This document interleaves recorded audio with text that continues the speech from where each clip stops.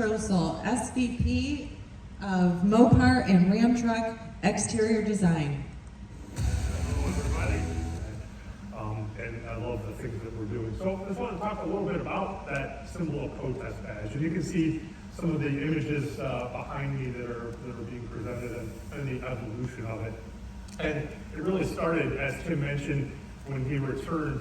I was actually at home trying to take a holiday break in December, and Tim called and said, "Oh, we got to do this. We think about this badge, something that we can have for the folks within the walls of our company, and then ultimately something that we can convey to the rest of our customers as well."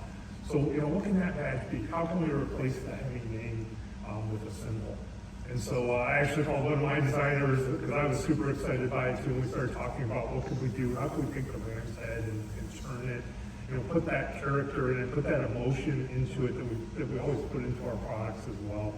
And then we started talking about the block. How do you convey a HEMI without it being just a literal, kind of blueprint drawing in that, and exaggerate the pipes in that. And so that's what you see behind us. And that badge, as Tim mentioned, will live on every one of our V8 trucks. So we're really proud of that. And we all know the significance of the name HEMI over the years as well. And the advertising, that thing got a HEMI. I remember seeing competitive vehicles with, it's got a HEMI, badges on it and decals. So it's something that we're very proud of and we take very seriously too.